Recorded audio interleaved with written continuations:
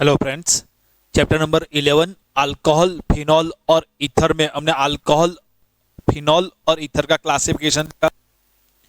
IUPAC nomenclature and common nomenclature देखा। Preparation of phenol and alcohol और preparation के base पे हम क्वेश्चन देते हैं।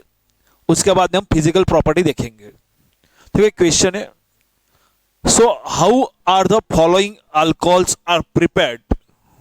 ये अल्कोहल बनाएंगे by the reaction of a suitable Grignard reagent on methanol. Methanol के साथ कौन से ग्रिग्नार्ड रिएजेंट के साथ रिएक्शन करने से हमको ये अल्कोहल मिलेंगे। देखो हम क्या करते हैं, मिथेनॉल के साथ रिएक्शन करना है ना, तो methanol HC double bond OH, ये मिथेनॉल है। ओके, मिथेनॉल के साथ यदि हम ग्रिग्नार्ड रिएजेंट RMgX की रिएक्शन करेंगे तो addition reaction take place. Addition reaction मतलब क्या होगा, कार्बन और ऑक्सीजन के बीच में डबल बॉन्ड है, वो डबल बॉन्ड ब्रेक हो जाएगा, double bond convert into single bond, बाकी सब डिट्टो टू डिट्टो। तो कार्बन और ऑक्सीजन के बीच में जो डबल बॉन्ड है वो डबल बॉन्ड ब्रेक हो जाएगा and double bond convert into single bond, बाकी सब डिट्टो टू डिट्टो। ये अल्काइल ग्रुप है वो कार्बन के साथ अटैच हो जाएगा और जो MgX है वो ऑक्सीजन के साथ अटैच हो जाएगा।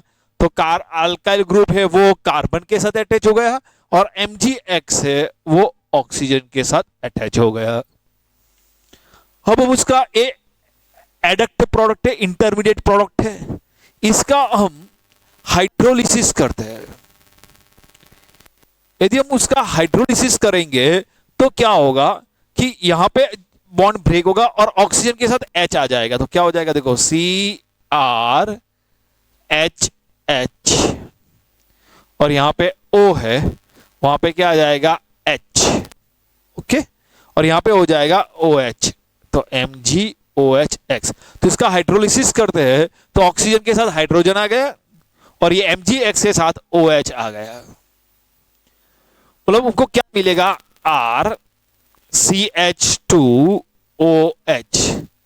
तो मिथेनॉल है, उसका ग्रिग्नार्ड रिएजेंट RMgX के साथ रिएक्शन करने से हमको RCH2OH मिलता है। तो देखो पहली स्टेप, पहला रिएक्शन, हमको कौन सी प्रोडक्ट बनानी है, पहली प्रोडक्ट CH3CH2OH। हम उसको कंपैरिजन करेंगे RCH2OH के साथ। तुमको R क्या लेना है, तो देखो इस तरह हम कंपैरिजन करेंगे और R क्या लेना है वो निकाल देंगे।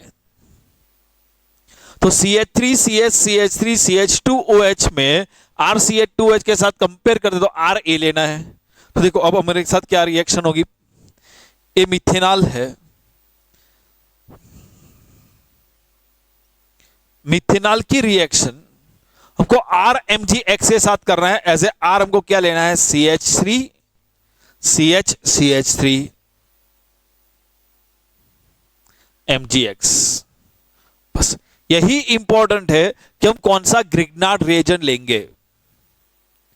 अब तो बहुत इजी होगा, यदि मिथेनॉल का इसके साथ रिएक्शन होगा, ग्रिग्नार्ड रिएक्शन होगा, तो ये प्रोडक्ट जो मिथेनॉल है वो मिथेनॉल में क्या होगा, कार्बन और ऑक्सीजन के बीच में डबल बॉन्ड ब्रेक हो जाएगा, double bond convert into single bond, बाकी सब डिट्टो टू डिट्टो।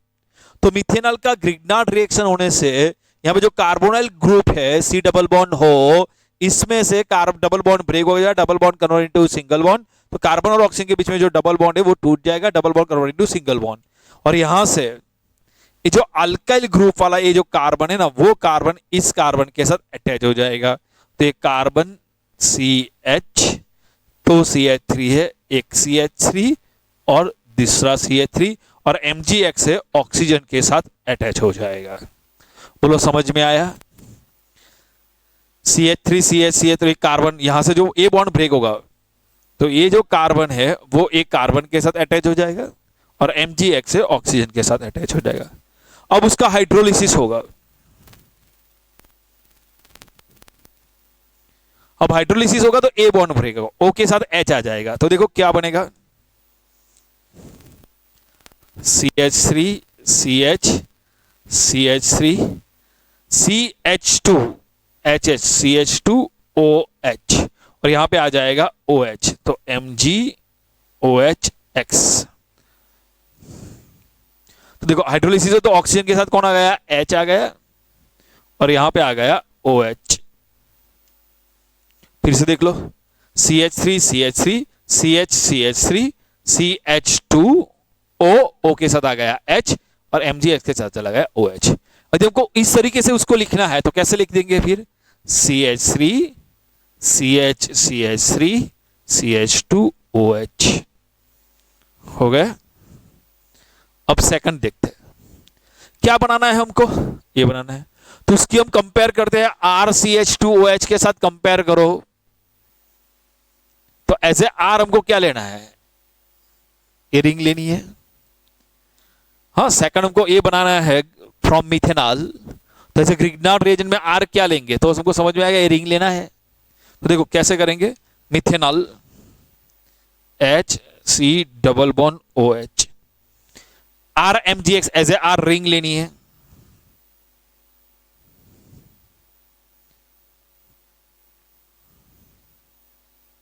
ओके देख लिया, यहां पे एज ए R क्या लेना था, ए हेक्सेन की रिंग लेनी है, साइक्लोहेक्सेन की रिंग ले लिया। अब देखो रिएक्शन क्या होगा, तो इसका ग्रिग्नार्ड रिएक्शन होगा तो यहां पे एडिशन रिएक्शन होगी। एडिशन रिएक्शन होगी तो क्या होगा, कार्बन और ऑक्सीजन के बीच में जो डबल बॉन्ड है वो डबल बॉन्ड ब्रेक हो जाएगा, double bond convert into single bond, तो H सिंगल बॉन्ड OH। तो कार्बन और ऑक्सीजन के बीच के जो डबल बॉन्ड है वो डबल बॉन्ड ब्रेक हो जाएगा, double bond convert into single bond. अब देखो यहां पे ऐड होगा तो यहां से जो MgX है ना वो ऑक्सीजन के साथ ऐड होगा और जो अल्काइल ग्रुप था R वो रिंग के कार्बन के साथ अटैच हो जाएगा। तो ये रिंग है वो कार्बन के साथ अटैच हो गया और यहां पे अटैच हो गया MgX। Okay intermediate addition product बन गई। अब इंटरमीडिएट एडिशन प्रोडक्ट का हम हाइड्रोलिसिस करेंगे विथ H2O। जब हम उसका हाइड्रोलिसिस करते हैं तो देखो क्या होगा, ए बॉन्ड ब्रेक हो जाएगा और ऑक्सीजन के साथ आ जाएगा H, तो क्या बनेगा, ए रिंग ACHH, तो क्या मैं लिख देता हूं CH2 और O के साथ क्या आ जाएगा H और MgX के साथ क्या चला जाएगा OH। हो गया, तो ये प्रोडक्ट मिल गई। उसको मिस तरह लिखना है तो लिख सकते हैं, ए रिंग ACH2OH। तो हमारा क्वेश्चन क्या था कि मिथेनॉल के साथ कौन से ग्रिग्नार्ड रिएजेंट के साथ रिएक्शन करने से ये प्रोडक्ट मिलेगी, वो एक्सप्रेस आप शो कीजिए। तो हमने शो कर दिया, ये रिएक्शन से होगी। तो कोई भी रिएक्शन अच्छी तरह दिमाग में सोचो इस तरह रिएक्शन होगी। हमने इस तरह सोच लिया कि मिथेनॉल का RMgS के साथ रिएक्शन होने से RCH2OH मिलता है, तो हमने फिर प्रोडक्ट के साथ कंपेयर करके R क्या लेना है ग्रिग्नार्ड रिएजेंट में, वो समझ में आ गया। बस उस तरह सोचना है। अब देखो एक और देखते हैं, right the structure of the products of the following reactions. तो देखो ये रिएक्शन है प्रोपीन की H2OH+ के साथ, तो H2A एडिशन ऑफ H2 है, मतलब एक कौन सा रिएक्शन है, हाइड्रेशन होगा, H2 इसमें ऐड होगा in the presence of acid. तो एसिड के प्रेजेंस में H2 ऐड होगा on the base of the Markovnikov rule.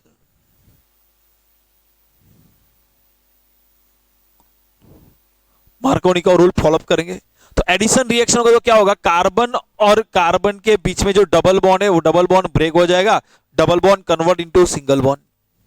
अब H2O इसमें ऐड होगा तो according to Markovnikov rule reagent में जो नेगेटिव आयन है कौन है, OH-, वो इथेनिक कार्बन जो है, कार्बन कार्बन डबल बॉन्ड वाले जो कार्बन है, इथेनिक कार्बन है, उसमें जो कम नंबर वाले हाइड्रोजन है वहां पे OH जाएगा। तो यहां पे कौन जाएगा, H+, मतलब यहां पे जाएगा OH, यहां पे जाएगा H, और प्रोडक्ट कौन सी मिलेगी, प्रोपेन टू ऑल। चलो उसका देखते हैं। यदि उसका यहां पे कीटोन ग्रुप है और यहां पे एस्टर है, उसका सोडियम बोरोहाइड्रेट के साथ रिएक्शन करेंगे तो कीटोन का रिडक्शन हो जाएगा। तो तो कीटोन का रिडक्शन होता है तो C डबल बॉन्ड O है, बोलो इन प्लेस ऑफ CO क्या होगा, CHOH। H लिखना चाहो तो लिख लो वरना चलेगा, बाकी सब डिटो टू डिटो। यहां पे कुछ इफेक्ट नहीं करेगा, याद रखना, यहां पे कुछ इफेक्ट नहीं करेगा, एस्टर का रिडक्शन नहीं होगा यहां पे, सिर्फ और सिर्फ ये कीटोन ग्रुप का रिडक्शन होगा। तो in place of C double bond O CHOH, बाकी सब डिटो टू डिटो। चलो ये देखते हो, ये एल्डिहाइड है, उसका सोडियम बोरो ब्रोमाइड के साथ रिएक्शन है, तो CHO को मैं इस तरह लिख दूं इन प्लेस ऑफ CHO, ये CHO तो मैं चलो मैं इस तरह लिख देता हूं CH3 CH2 CH CH3 C double bond OH। अब सोचो एल्डिहाइड का रिडक्शन होता है तो क्या होता है, in place of CO CHOH, ketone और एल्डिहाइड दोनों में रिडक्शन होने से in place of C double bond O क्या हो जाएगा, CHOH। तो बाकी डिटो टू डिटो, तो CH3 CH2 CH CH3 in place of C double bond O CHOH, बाकी सब डिटो टू डिटो। तो ये प्रोडक्ट मिलेगी। तो अच्छी तरह प्रिपरेशन कर लेना, तो उसके बेस पे क्वेश्चन सॉल्व कर लेंगे। कि रिएक्शन देखने के बाद हम उसके रिवीजन में सम क्वेश्चन देख लेंगे, तो आपको समझ में आ जाएगा। तो अच्छी तरह प्रिपेयर कर लेना। ओके, चलो देखते हम फिजिकल प्रॉपर्टी। तो जो अल्कोहल है एंड फिनॉल है, इसमें दो पार्ट होते हैं। देखो अल्कोहल ROH और फिनॉल है, इसमें दो पार्ट होता है। एक पार्ट होता है OH ग्रुप, हाइड्रोक्साइल ग्रुप, और दूसरा होता है अल्काइल ग्रुप या एराइल ग्रुप। तो देखो the alcohol and phenol consist of two parts. First is the alkyl और एराइल ग्रुप। अल्कोहल में अल्काइल ग्रुप होता है, फिनॉल में एराइल ग्रुप होता है, और दूसरा है हाइड्रोक्साइल ग्रुप OH ग्रुप। ये OH ग्रुप है ना, वो हाइड्रोफिलिक है। हाइड्रोफिलिक मतलब उसको वाटर पे अट्रैक्शन होता है, और जो अल्काइल और एराइल ग्रुप है ना, वो हाइड्रोफोबिक है, उसको वाटर से रिपेल होता है, वाटर से अट्रैक्शन नहीं होता है, वो वाटर से दूर जाता है। ओके, तो द अल्काइल ग्रुप है ना, वो हाइड्रोफोबिक है।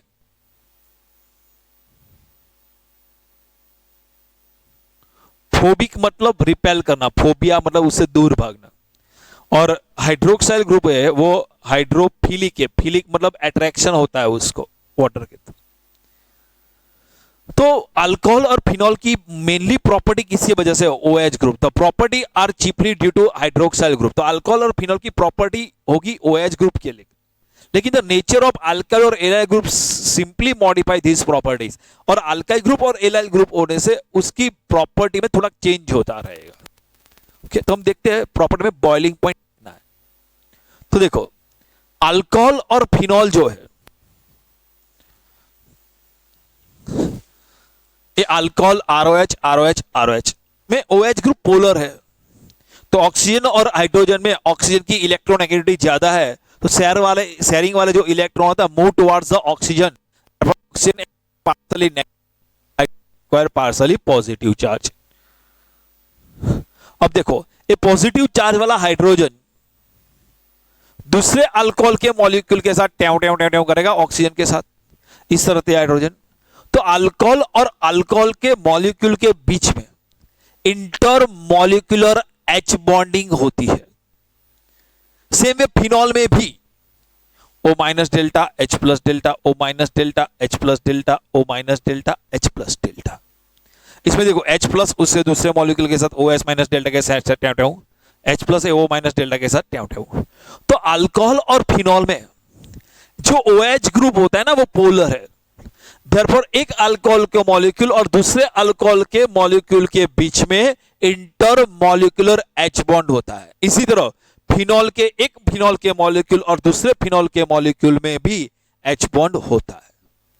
और याद रखना, जो ऑर्गेनिक कंपाउंड्स में H बॉन्ड बनता है ना, उसका बॉइलिंग पॉइंट, जिसमें H बॉन्ड नहीं बनता है, वैसे कंपाउंड के सेम मोलर मास वाले कंपाउंड होंगे, उससे उसका बॉइलिंग पॉइंट ज्यादा होगा।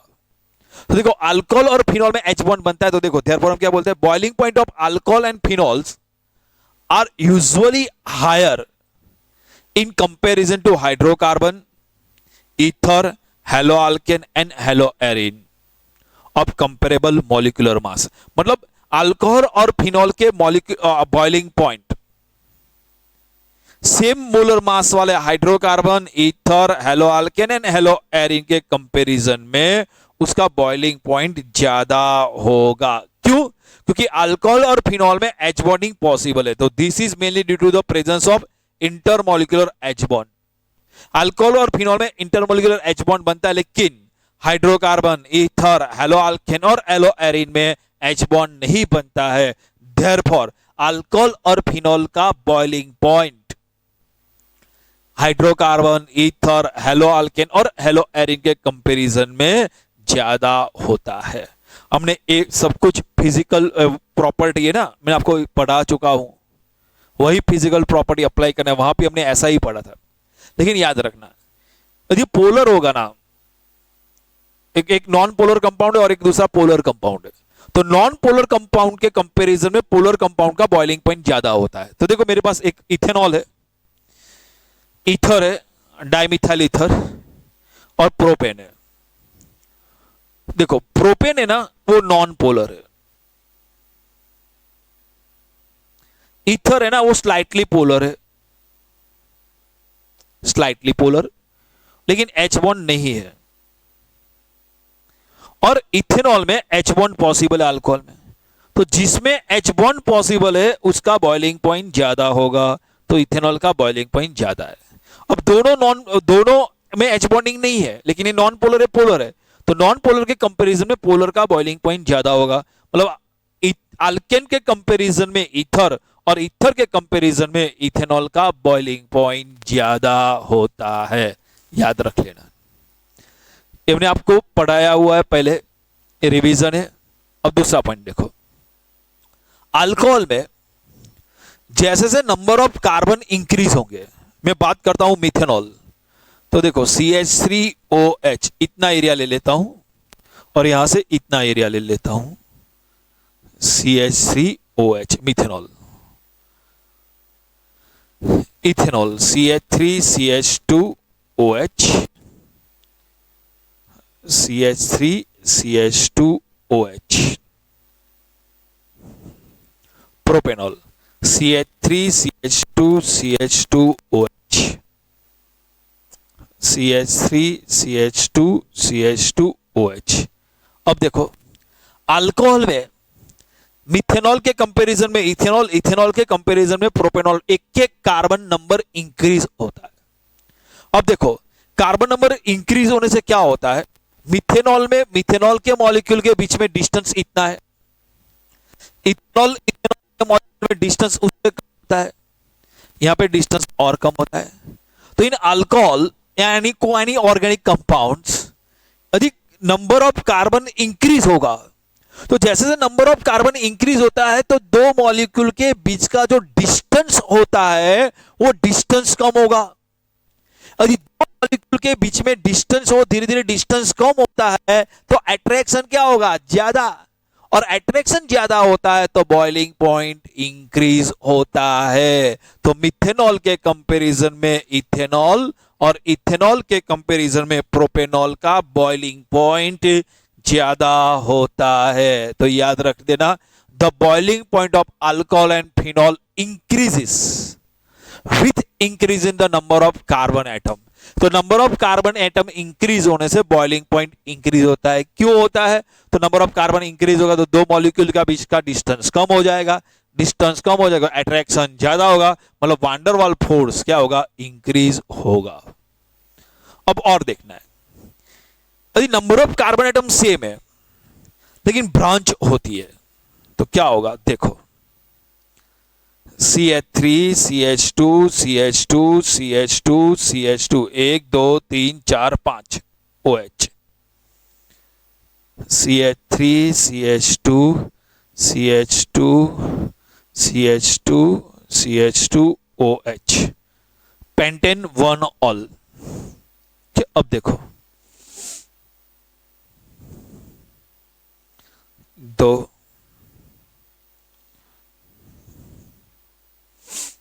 एक दो तीन चार पांच,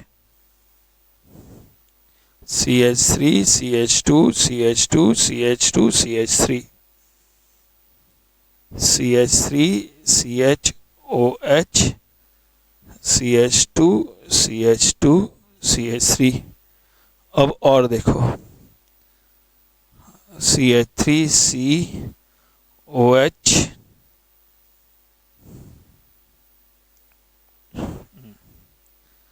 CH3 CH2 CH3 CH3 C CH3 OH CH2 CH3। देखो ये प्राइमरी है, ये सेकेंडरी है और ये टर्सरी। यहाँ पे OH ग्रुप जो कार्बन के साथ अटैच है दूसरे एक कार्बन के साथ अटैच है, यहाँ पे OH ग्रुप जो कार्बन के साथ अटैच है वो दूसरे दो कार्बन के साथ अटैच है, और यहाँ पे OH ग्रुप जो कार्बन के साथ अटैच है वो अनदर 3 कार्बन के साथ अटैच है। तीनों तीन नंबर ऑफ कार्बन एटम 5 है। ओके, लेकिन ये प्राइमरी, सेकेंडरी और टर्सरी है। प्राइमरी के बीच में देखो मॉलिक्यूलर डिस्टेंस कितना है दोनों मॉलिक्यूल में, इसमें सेकेंडरी में डिस्टेंस इंक्रीज होता है। तो देखो जैसे जैसे ब्रांचिंग होगी, कार्बन चेन में ब्रांचिंग होगी, यहां पे ब्रांच नहीं है, यहां पे एक ब्रांच है, OH ब्रांच में चला गया, यहां पे 2 ब्रांच है। तो जैसे जैसे ब्रांचिंग होगी, मतलब प्राइमरी से सेकेंडरी, सेकेंडरी के टर्सरी और जाएंगे, तो देखो डिस्टेंस क्या होता है, इंक्रीज हो जाता है।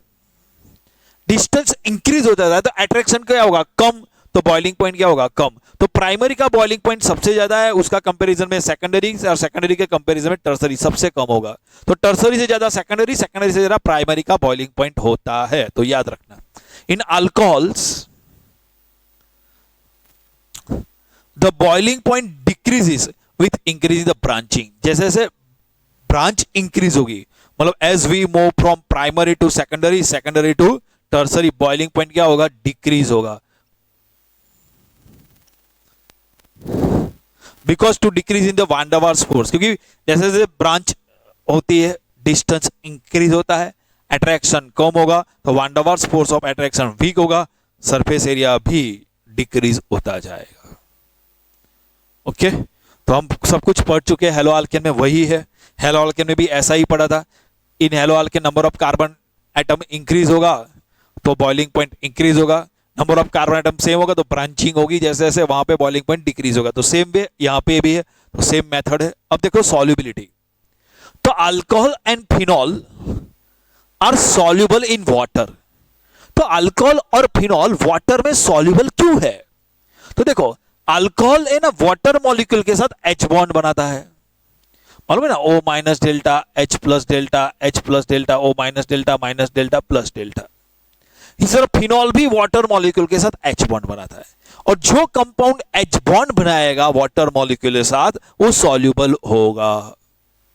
तो याद रखना अल्कोहल और फिनॉल वाटर में डिसॉल्व क्यों होता है, due to the H bond with water। तो देखो the solubility of alcohol and phenol in water is due to their ability to form H bond with water molecule।